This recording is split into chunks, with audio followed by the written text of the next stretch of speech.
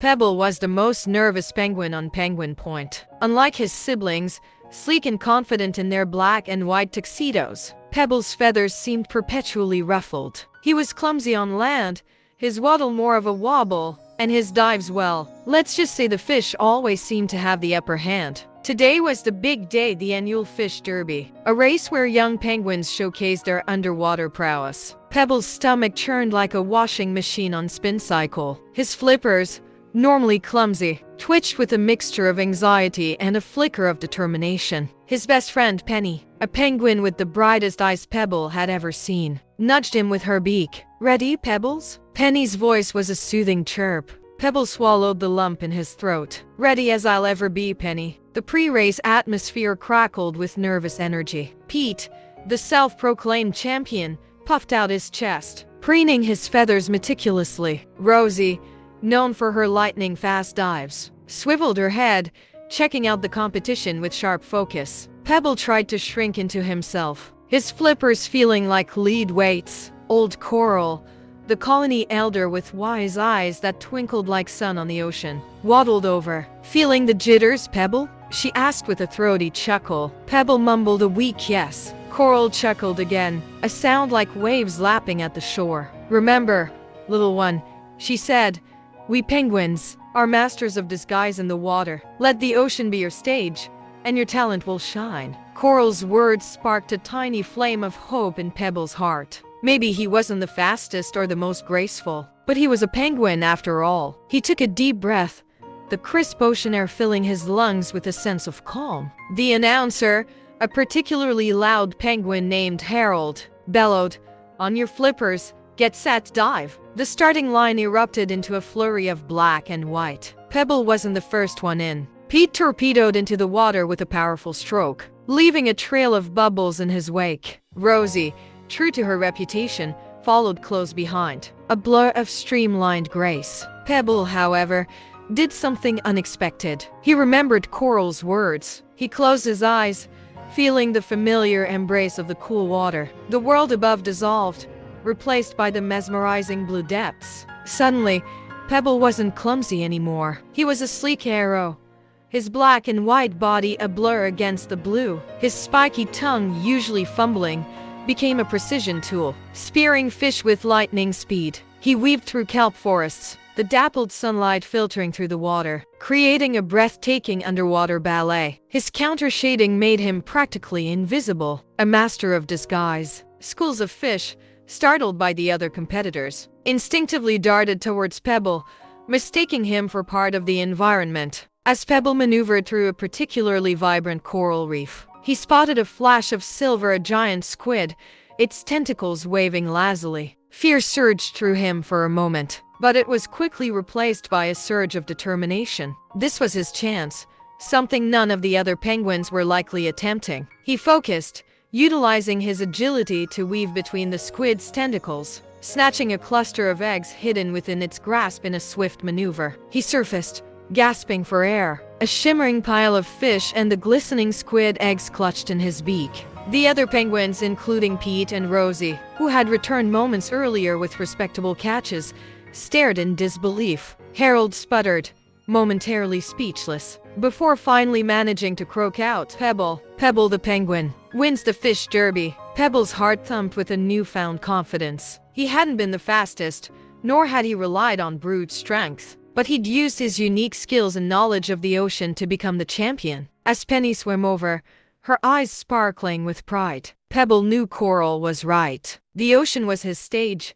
and he'd finally learned to shine in his own way. Back at the colony, Pebble was a hero. Even Pete, initially fuming, begrudgingly acknowledged his win. But the most rewarding moment came later, as the sun dipped below the horizon, painting the sky in fiery hues. Pebble and Penny stood at the water's edge, the cool waves lapping at their bellies as they gazed at the vast ocean. The next day, a newfound confidence thrummed through Pebble. He practiced his dives with renewed vigor, his movements becoming smoother, more fluid. He spent hours observing the ocean currents, learning their subtle shifts and swirls. Penny watched him with a mixture of pride and concern. "You're amazing, Pebble," she chirped one afternoon. "But please be careful. The ocean can be beautiful, but it can also be dangerous. Pebble nodded, understanding her worry. Yet, the memory of the unexplored reef beyond the kelp forest flickered in his mind. A thrilling flame. He couldn't shake the feeling that there was more to discover, secrets waiting to be unveiled. One crisp morning,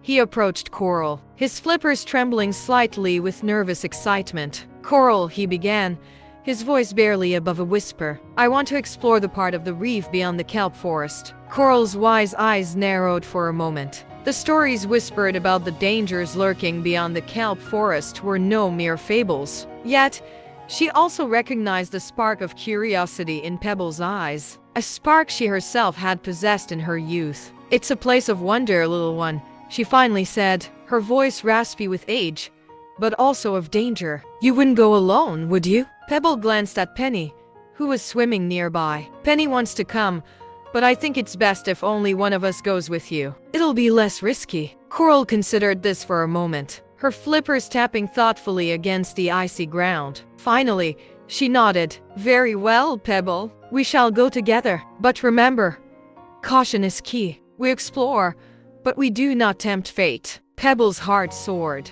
The following day, he and Coral set off on their adventure. Coral, despite her age, moved with a surprising grace through the water. She pointed out hidden dangers, sharp coral formations, lurking moray eels, and the swirling currents that could pull an unsuspecting penguin off course. As they ventured deeper, the sunlight began to dim, filtering through the water in an ethereal glow. The kelp forest thinned, revealing a network of coral caves shrouded in mystery. Pebble felt a shiver of excitement course through him. Suddenly, Coral stopped, her flipper raised in a silent signal. Pebble followed her gaze and spotted a colossal octopus guarding the entrance to a particularly large cave. Its 8 long tentacles swayed menacingly, each tipped with sharp suckers. Fear constricted Pebble's throat. This was unlike anything he'd ever seen. Coral, however, remained calm. With a series of clicks and whistles, she communicated with the octopus, a language Pebble didn't understand. To his surprise,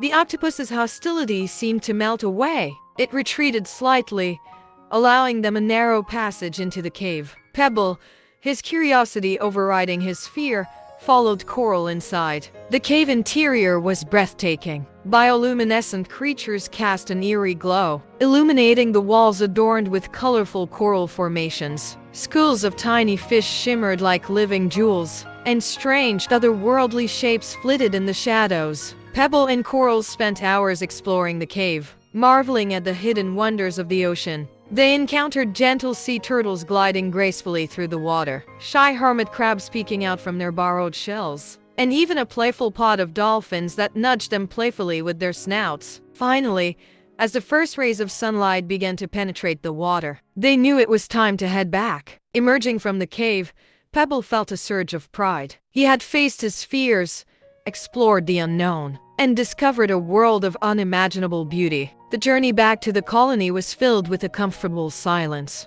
As they reached a familiar shore, Pebble looked at Coral, his heart brimming with gratitude. "Thank you," he whispered, "for showing me this, Coral. It was magical." Coral smiled warmly. "The ocean holds many secrets, Pebble," she said. "May you always approach it with respect and a thirst for knowledge. Remember, you are a penguin, a master of disguise, but also a master of your own destiny." Pebble knew this was just the beginning. The vast blue expanse still held countless mysteries waiting to be unraveled. And he, Pebble the penguin, was ready to face them, one dive at a time.